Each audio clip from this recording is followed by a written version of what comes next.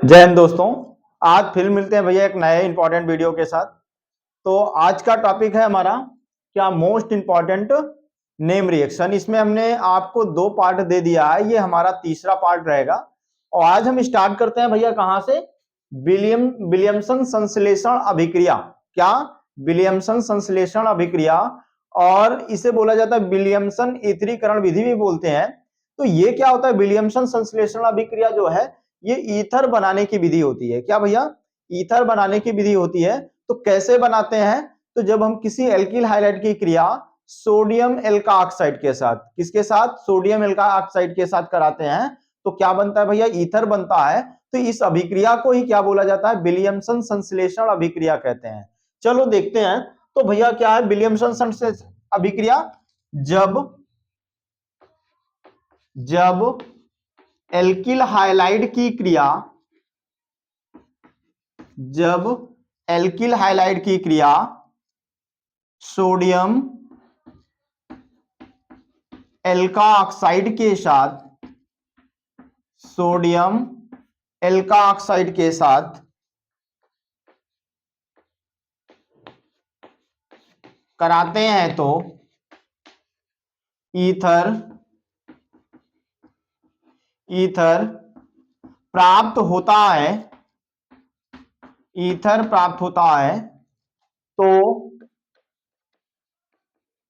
इस अभिक्रिया को इस अभिक्रिया को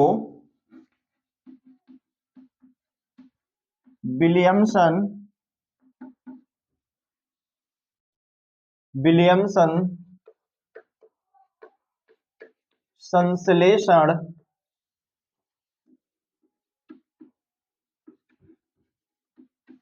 अभिक्रिया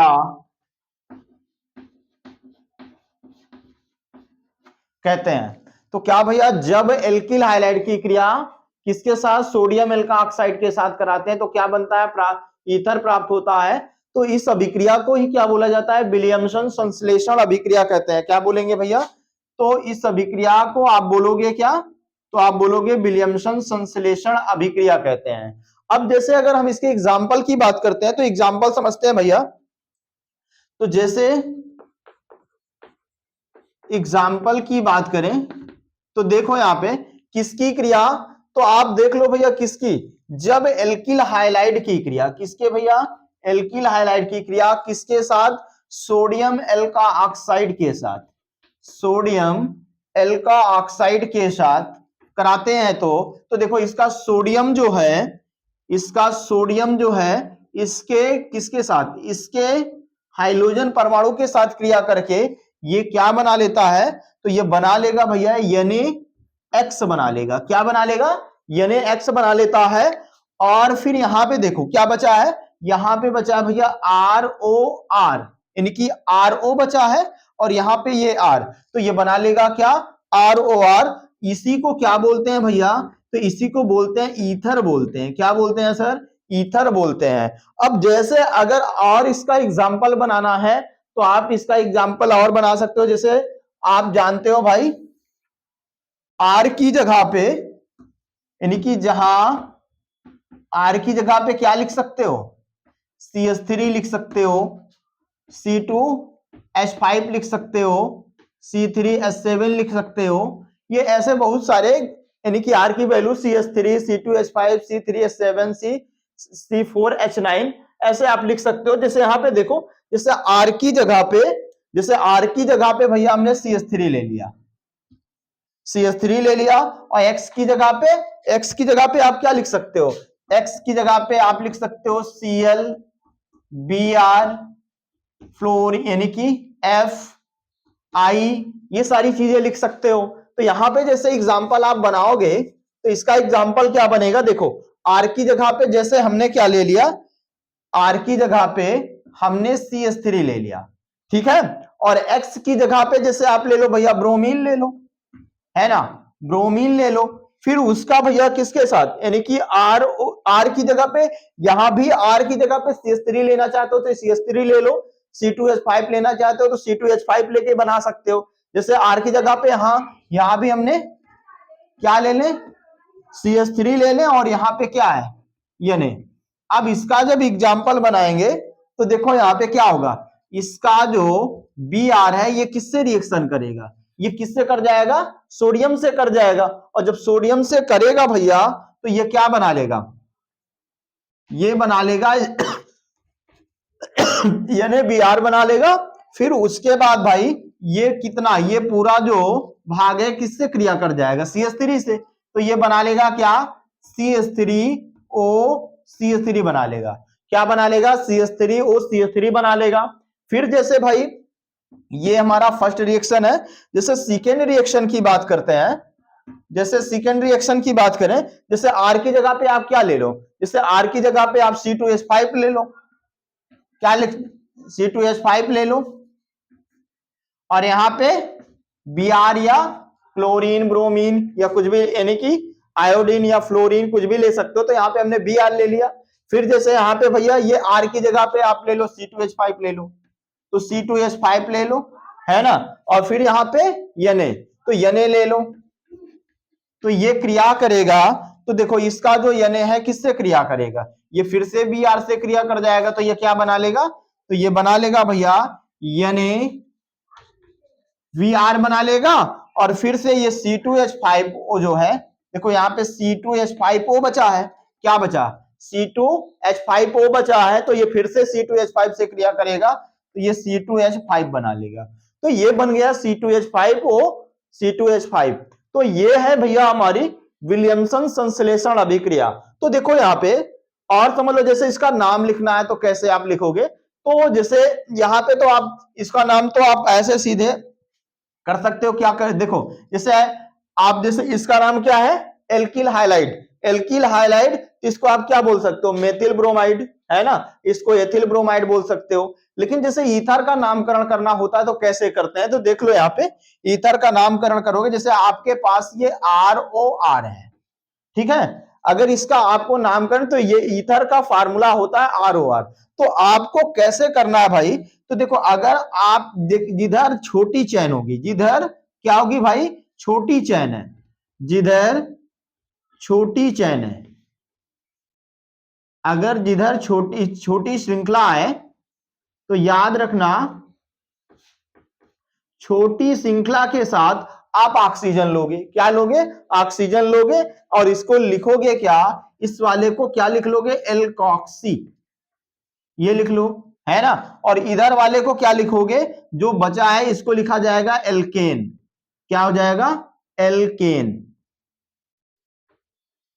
तो इसका नाम एल्केन। तो इसी के आधार पे अगर इसका आप नाम लिखना चाहते हो, तो देखो यहाँ पे इसमें देखो, देखा जाए तो समान कार्बन है, समान कार्बन है, तो एक समान कार्बन है, तो एक कार्बन के साथ आप ऑक्सीजन ले लो। जैसे आप CH3 के साथ ऑक्सीजन ले लिए, तो यहाँ पे कितना कार्बन है, एक कार्बन है, तो मेथ, और इसी के साथ जोड़ दोगे क्या भैया, मेथॉक्सी, यानी कि OXY जोड़ दो, मेथॉक्सी, और इधर वाले का नाम क्या हो जाएगा, मेथेन हो जाएगा, क्या हो जाएगा भाई, मेथेन हो जाएगा। तो इसका नाम क्या हो जाएगा, मेथॉक्सी मेथेन हो जाएगा।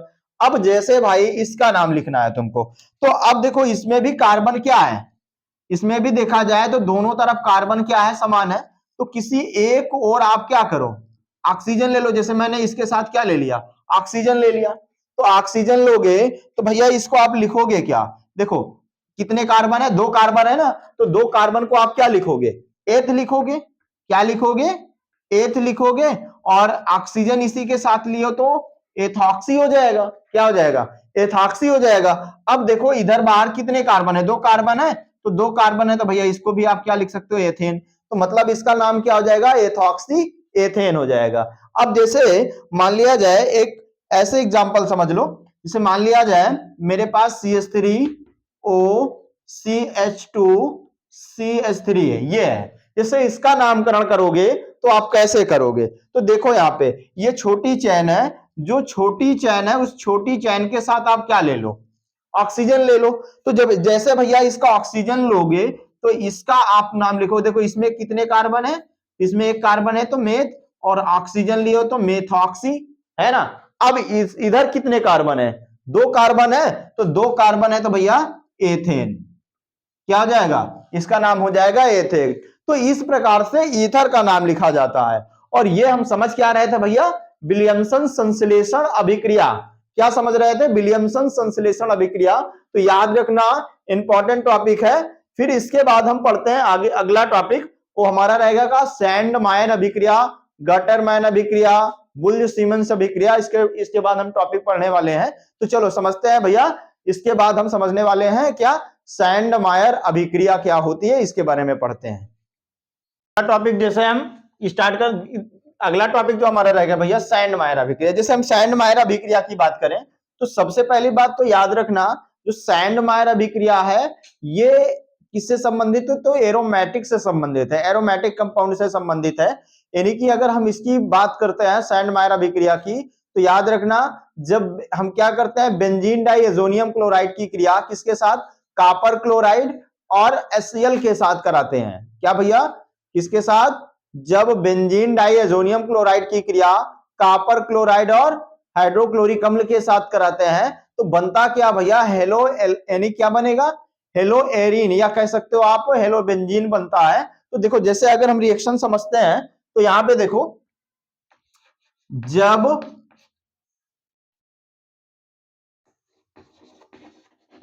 बेंजीन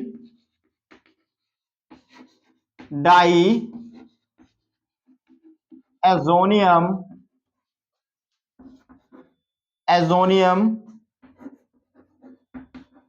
क्लोराइड की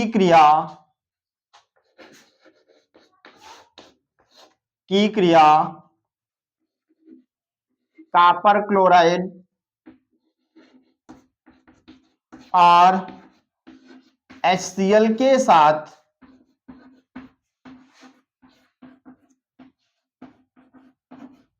कराते हैं तो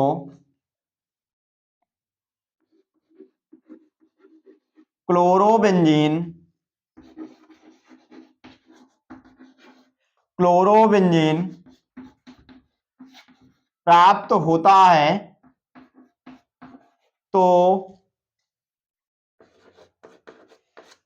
तो इस अभिक्रिया को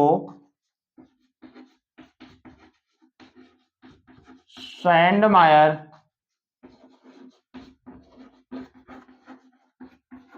अभिक्रिया कहते हैं। तो भैया क्या है सैंड मायर अभिक्रिया, तो जब हम बेंजीन डाइएजोनियम क्लोराइड की क्रिया किसके साथ भैया, कॉपर क्लोराइड और HCl के साथ कराते हैं तो क्या बनता है भैया, तो क्लोरोबेंजीन प्राप्त होता है। तो इस अभिक्रिया को ही क्या बोला जाता है, सैंड मायर अभिक्रिया कहते हैं। जैसे अगर हम एग्जाम्पल की बात करें तो एग्जाम्पल, तो देखो भाई किसकी, जब सैंड मायर अभिक्रिया, देखो यहां पे किसकी, जब बेंजीन डाइएजोनियम क्लोराइड, देखो बेंजीन डाइएजोनियम क्लोराइड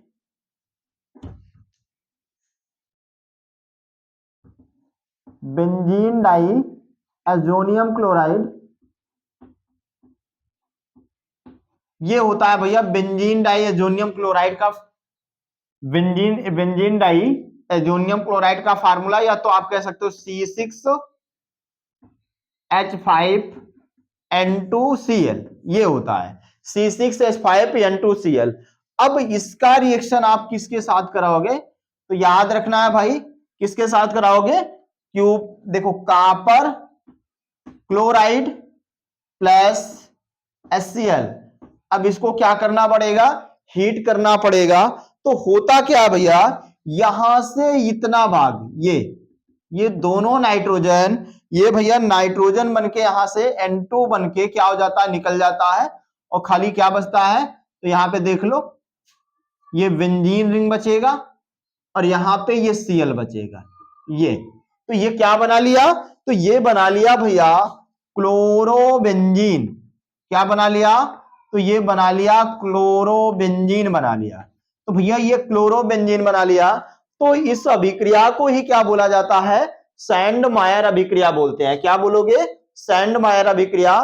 तो सैंड मायर अभिक्रिया तो आप क्या कह सकते हो, जब बेंजीन डाइएजोनियम क्लोराइड की क्रिया किसके साथ, कॉपर क्लोराइड और HCl के साथ कराते हैं तो क्या बनता है, क्लोरोबेंजीन प्राप्त होता है। और इस अभिक्रिया को ही क्या बोला जाता है, सैंडमायर अभिक्रिया बोलते हैं। अब जैसे इसी से संबंधित है भैया एक गाटरमान अभिक्रिया, तो उसको भी समझ लेते हैं कि गाटरमान अभिक्रिया क्या है। क्या भाई, गाटर मान अभिक्रिया। तो गाटर मान अभिक्रिया क्या है, इसको समझते हैं।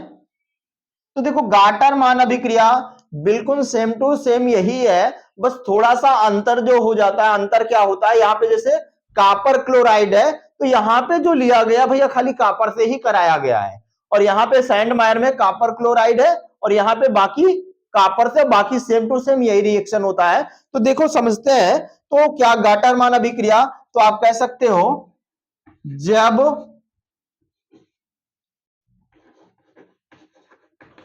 बेंजीन डाई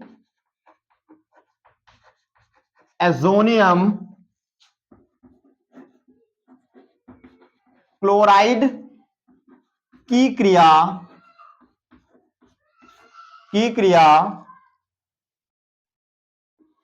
कॉपर व HCl के साथ कराते हैं तो क्लोरोबेंजीन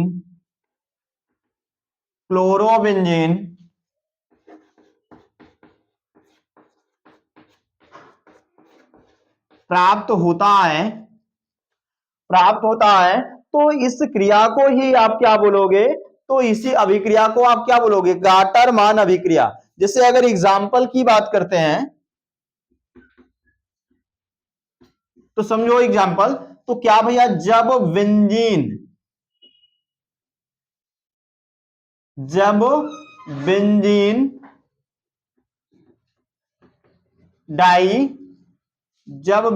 डाई एजोनियम क्लोराइड की क्रिया किसके साथ भैया, तो कॉपर प्लस HCl के साथ। अब इसको क्या कराना पड़ेगा, हीट कराना पड़ेगा।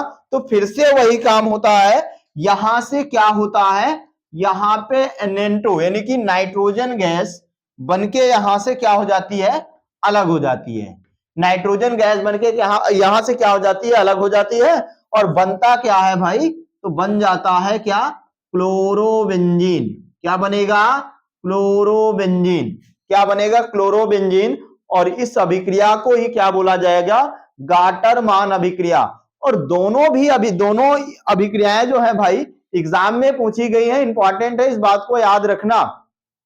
अब जैसे इसके बाद हम समझने वाले हैं बुल्ज सीमेंस अभिक्रिया क्या है। क्या भैया, बुल्ज सीमेंस अभिक्रिया है। और ये दोनों अभिक्रियाओं के बारे में हमने देख लिया। अब देखते हैं भैया बुल्ज सीमेंस अभिक्रिया क्या है। तो अगला टॉपिक देखते हैं भाई, बुल्ज सीमेंस अभिक्रिया क्या है। तो यहां पे समझो,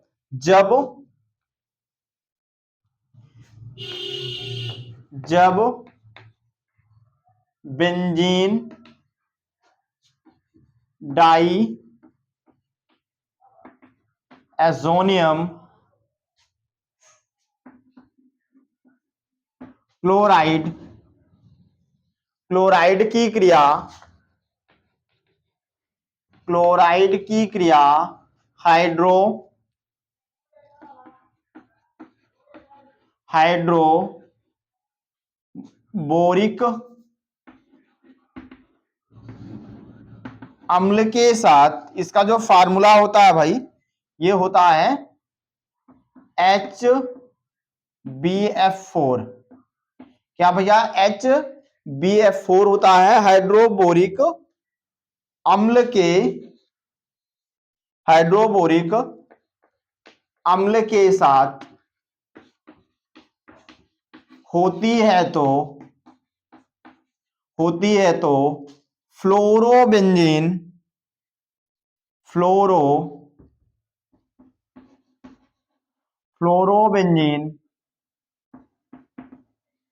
प्राप्त होता है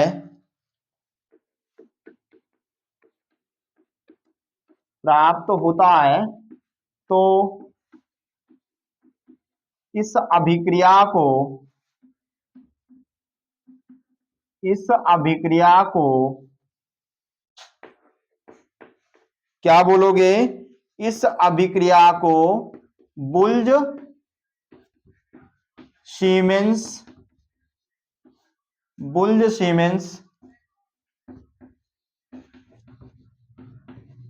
अभिक्रिया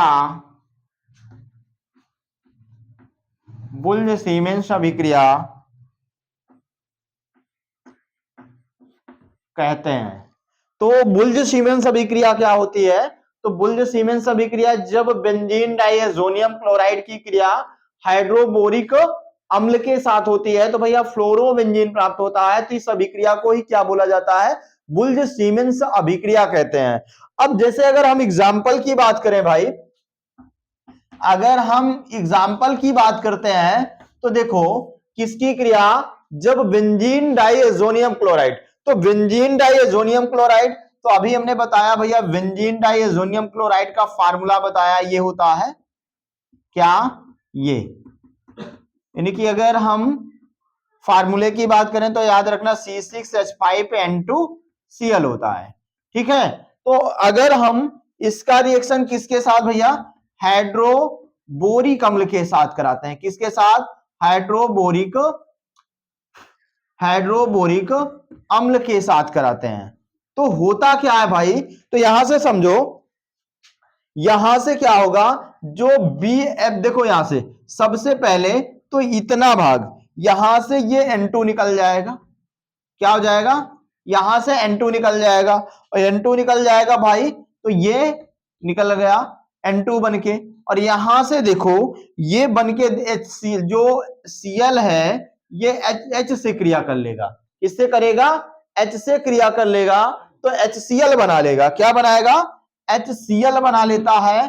फिर उसके बाद बचता क्या है भाई? यहां से BF3 निकल जाएगा।